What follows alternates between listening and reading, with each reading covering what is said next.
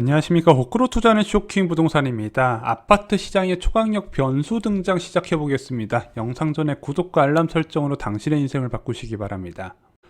자, 내년 부동산 시장의 가장 큰 변수는요, 저는 전세로 보고 있습니다. 왜냐면 어차피 기준금리가 지속적으로 올라간다는 건 다 알고 있는 사실이에요. 그러면은 아파트 매매 시장의 경우 기준금리의 지속적인 인상에 따른 수요 감소가 일어날 겁니다. 자, 그런데 부동산 시장은 수요와 공급에 의해서 결정돼요. 사람들이 안 사요. 그럼 집주인이 물론 당장 팔아야 된다, 일시적 2주택으로 인해서 팔아야 되는 사람도 있겠지만 대다수가 안 사? 그러면은 안 팔아, 이렇게 된단 말이죠. 그래서 일부 급한 사람들이 가격을 낮추는 약보합 정도가 예상이 될 겁니다. 아무리 기준금리 인상을 많이 한다 하더라도요, 실질적인 부동산 가격의 변화는 6개월에서 1년 뒤에 나타난다 말씀을 드렸습니다. 자, 그런데 내년에 이런 식으로 약보합 시장이 진행되고 있는데, 만약 전세 가격 상승세가 확대된다면 실수요자 확대와 투자자 유입을 부를 수가 있거든요. 그래서 내년에 가장 큰 변수 중 하나를 전세 가격으로 꼽는 겁니다. 자, 전세 가격을 결정하는 두 가지 요소가 있다고 늘 강조드렸어요. 기준금리와 입주 물량입니다. 매매와 동일해요. 매매 가격, 전세 가격 모두 다 이 두 가지 변수에 따라서 움직입니다. 물론 정부의 정책이 어느 정도 영향을 미치겠지만 대세적인 흐름 자체는 이 두 가지 영향을 받는다, 저희는 그렇게 말씀을 드려요. 자, 그런데 아시다시피 내년에 서울 지역 입주 물량이 크게 부족합니다. 일반적으로 쇼킹 부동산에서는 3만 호 이상의 아파트, 민간 아파트 입주가 진행되어야 공급단에서 불안 요소가 없다고 말씀드려요. 자, 그런데 내년에 서울의 입주 물량이 한 2만 2천 호, 2만 3천 호 규모로 예년에 비해서 크게 낮은 수준을 유지하게 됩니다. 자, 왜 이렇게 입주 물량이 적죠? 원래 대규모 정비사업장 입주가 진행됐어야 되는데 사업 지연이 일어나서 그래요. 자, 그나마 서울에 비해서 경기도는 좀 나아요. 지금 아실에 따르면요, 내년에 8만 3천 호 정도 입주한 걸로 되어 있습니다. 저희는 또 개인적으로 한 9만 호에서 10만 호 정도 입주해야 된다고 보는데 그거보다 부족해요. 그래서 올해에 비해서 내년에 1만 호 가량 부족하기 때문에 입주 물량 단에서 부동산 전세 가격 안정을 기대하기는 좀 어려운 부분입니다. 자, 그런데 내년에 계약갱신 청구권 사용 가구의 만기가 다가오죠. 자, 국토부 발표 자료를 보면요, 계약갱신의 임차인 77%가량이 임상률 5% 이하로 계약을 했대요. 그래서 전체의 4가구 중에서 3가구가 계약갱신 청구권으로 사용해서 연장을 했는데, 자, 보세요. 이 사람들이 언제 연장을 했냐? 2020년 하반기부터 연장을 했단 말입니다. 그러면 이 사람들이 5% 인상해 줄 때, 그러면은 기존 전세 가격이 언제 시세다? 2019년, 2018년 전세 가격이라는 거죠.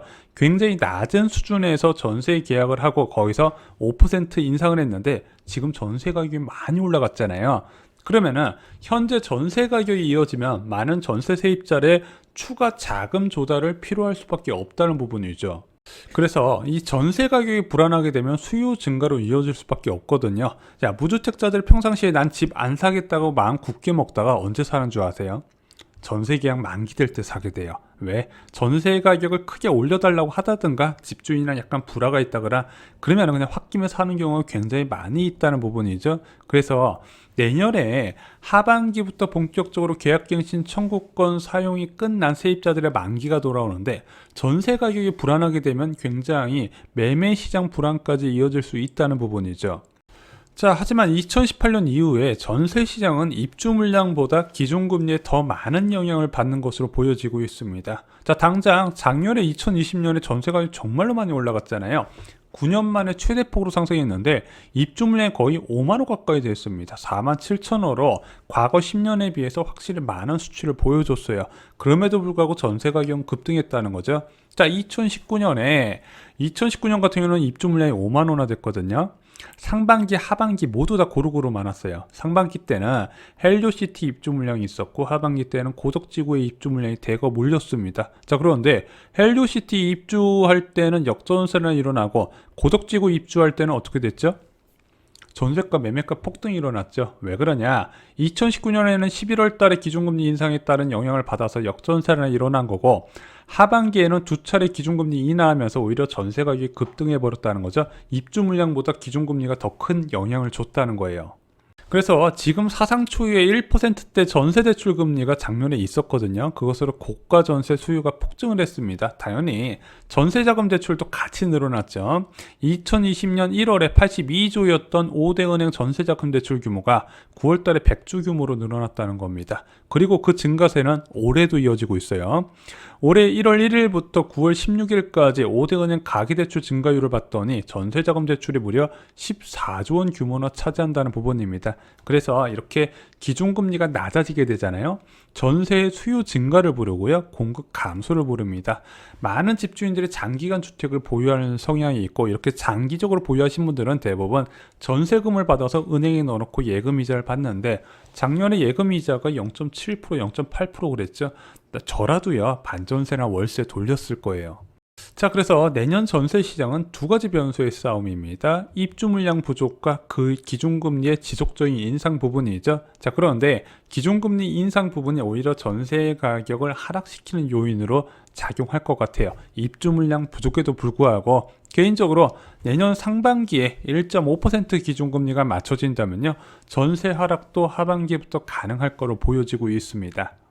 특히 중요한 변수가 내년에 등장을 합니다. 바로 전세대출 규제예요. 자, 올해 10월 26일 날 발표된 가계부채 관리 방안, 저희 쇼킹부동산 네이버 블로그 자료실 부동산 금융 규제에 보시면 포함이 되어 있습니다. 자, 이 가계부채 관리 강화 방안 보시면요 전세대출에 대한 규제 내용이 포함이 되어 있는데 분할 상환 유도라고 우리가 예상했던 전세대출 규제 중에서 가장 약한 게 나왔습니다. 이게 끝이었어요. 자, 그런데 전세대출 분할 상환 예시가 언론을 통해서 나왔습니다. 제목이 2년간 5%만 갚아도 인정된다 이런 기사였어요.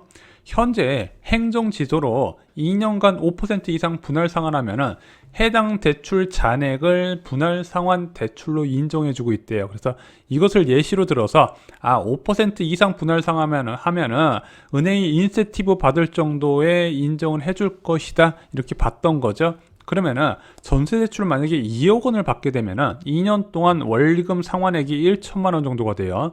매월 상환 금액은 41만 원 정도가 됩니다. 그럼 2억 전세대출 받은 차주가 매월 납부하는 금액을 계산해 보면은요 이자가 3.2% 지금 3.2% 나오거든요. 그러면 월 95만 원 정도 납부를 한다고 합니다. 원금 41만 원에 이자 53만 원이죠. 그런데 내년에 기준금리가 아마 1분기만 되더라도 1.25%될 거고 이자가 3.7% 수준까지 올라가게 될 거예요.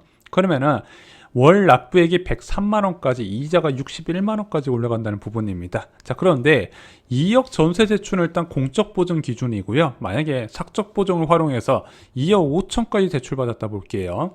이자가 동일하게 3.7%로 계산해 보겠습니다. 월 상환액이 130만 원 수준까지 올라가게 돼요. 그래서 이것을 예시로 들어보면요. 내년에 2억 5천 넘는 전세대출 차주가 급감할 것으로 보여지는 거예요. 자, 왜냐면요. 작년까지만 해도 5억 사적 보증을 받은 전세대출 차주가 한 달에 내는 이자 금액이요. 한 85만 원 내외였어요. 그런데 이제는 2억 5천 전세대출 받는 게 130만 원 내야 되네. 물론 이게 원금을 상환하는 건 중요하지만은 당장 내가 나가는 생활비에서 뚝 떼서 나가게 된다면 많은 대출을 받는 거를 꺼릴 수밖에 없다는 겁니다. 이건 금융위원회에서 머리 잘 쓴 거예요. 자, 그래서 매주 체크를 통해서 실무적으로 많이 활용되게 유도를 한다고 합니다. 그래서 제가 볼 때는 상당히 높은 비율이 분할 상환으로 진행될 가능성이 있다. 이 부분을 좀 염두해 주시는 게 좋을 것 같습니다. 자, 그럼 만약 전세대출 분할 상환이 보편화된다면 무엇이 달라질까요? 바로 5억 원 이상 하는 중고가 전세 수요가 급감한다는 거죠. 작년에 가장 크게 이슈됐던 게 뭐냐면은 자, 신혼부부들이 내 자본 2억 있어요. 자, 전세대출 5억 받고 신용대출 1억 끌어서 8억짜리 전세 구하는 게 가능했다는 거죠. 그런데 이제는 이게 막힌다는 부분이에요. 일단은 대출금리도 많이 올라갔을 뿐더러 자, 이런 식으로 전세대출 받는 게 사실상 불가능에 가깝게 된다는 부분이죠. 그래서 지금도 조금씩 이야기는 나오고 있어요.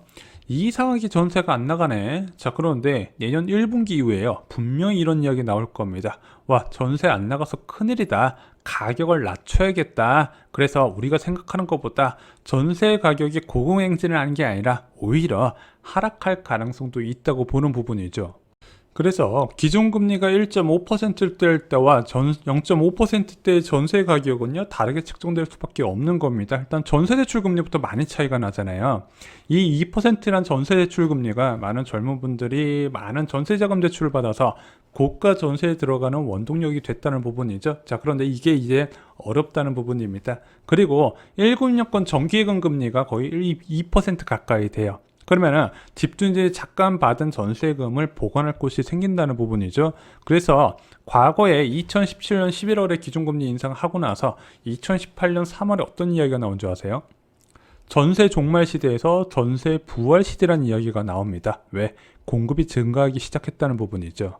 그리고 2022년 4분기부터는요, 역전세라는 이야기가 나올 것으로 보여집니다. 역전세는 조건이 있다 말씀드렸어요. 기준금리 인상 시기에 대규모 입주가 많으면은 바로 역전세나 일어나더라. 자, 그런데 역전세는 대부분 언제 일어나는 줄 아세요? 겨울방학 때 일어나요. 왜냐하면 대단지 입주가 주로 겨울방학 때 입주를 하기 때문이죠. 2023년 2월에요. 이제 흑설 리버파크 자이와 개포 프레이던스 자이가 입주하면서 5,000세대 대단지가 동시에 들어오게 됩니다. 그래서 이 시기부터 진짜 전세 가격이 너무 빠르게 하락한다는 이야기가 나올 것으로 보여집니다. 하지만 진짜는요, 2023년 하반기 둔촌주공이 입주할 때라고 말씀드렸죠. 그래서 2023년 하반기에 금리 상황이 굉장히 중요합니다. 자, 2010년과 2011년의 금리 인상의 결과는요, 여러분들이 아시다시피 대세 부동산 하락기를 불렀습니다. 쇼킹 부동산은 아파트 교과서에 보면 그때에 대해서 자세하게 나와 있습니다. 지금은 공부를 하실 때입니다. 왜냐면은 지금은요, 10년 전에 비해서 상황이 똑같이 흘러가고 있지만 훨씬 더 위험한 결과가 나올 수 있기 때문이죠. 이상으로 영상 마치겠습니다. 좋아요, 구독, 공유 꼭 부탁드리겠습니다. 감사합니다.